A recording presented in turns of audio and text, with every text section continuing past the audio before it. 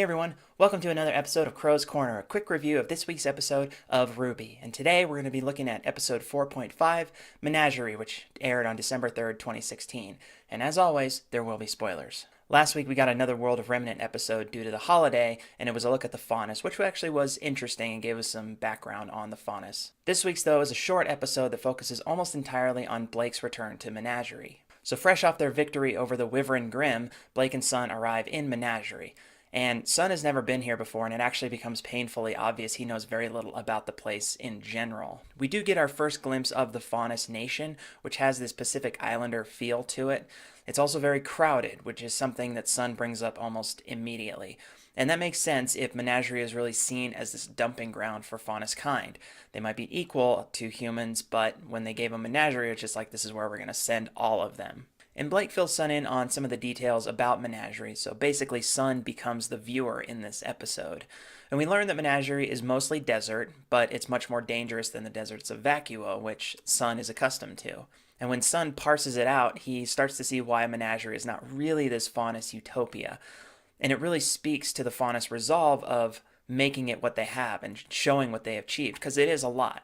And essentially Blake confirms that Menagerie is basically the separate but equal in Remnant. And Sun likes it. He obviously buys into the spirit of Menagerie, but we also know that he's really interested in it because of Blake. When they come to the heart of the city, Qrow, Sun finds out that Blake is actually part of a prominent family there.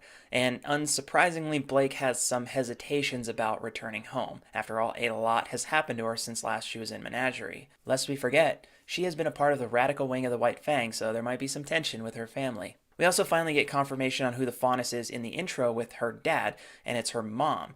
I'm not sure why I didn't make that connection before. I guess it's because she looks so young in the intro that I thought it was a sibling. And there's this strange fear from Blake when her mother welcomes her, like she expected a far different reaction upon returning.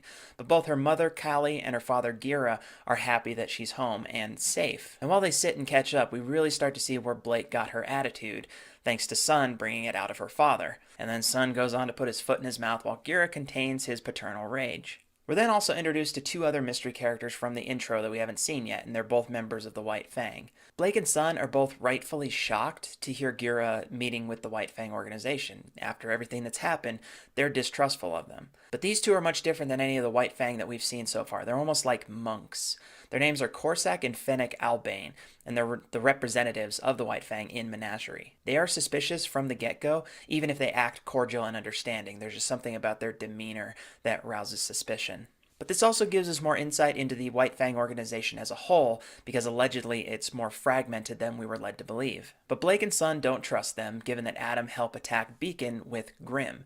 And that information was apparently kept out of the communications about Vale when it made its way to Menagerie. And while they don't deny it, Gira gives them a chance to explain. So it's really showing that he is in this position of authority, and he has to be moderately objective in that position. They explained that Adam broke with their high command, someone named Kong, and this will be an interesting to learn more about since we've known Adam as the leader of the White Fang, so hearing more about a larger hierarchy is something new. There's also this brief mention of the Council, which is still this mysterious factor in everything. We still don't know what the Council is. It appears these two representatives of the White Fang are really here for damage control so that Gira doesn't become an enemy.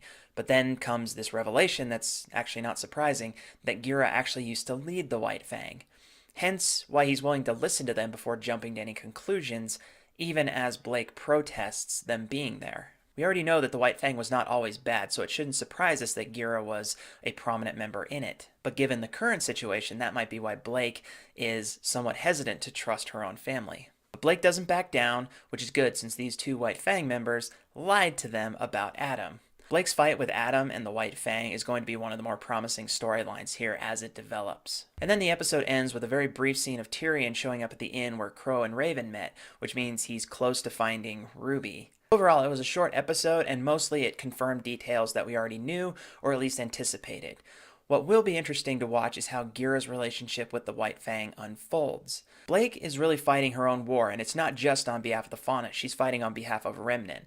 But does that mean that she's going to be able to fight her own family should the occasion call for it? We do have to wonder if this season will have much closure because we're almost halfway through it and still there's no central story. There's still much of it's focused on all of the individual characters without anything linking them all. But very soon we will see Ruby Rose face off against Tyrion and possibly even Raven. Let me know what you thought of this episode. Was there anything that I missed? What did you like or dislike about this one? And that does it for this episode of Qrow's Corner, and I'll see you guys next time. Bye-bye.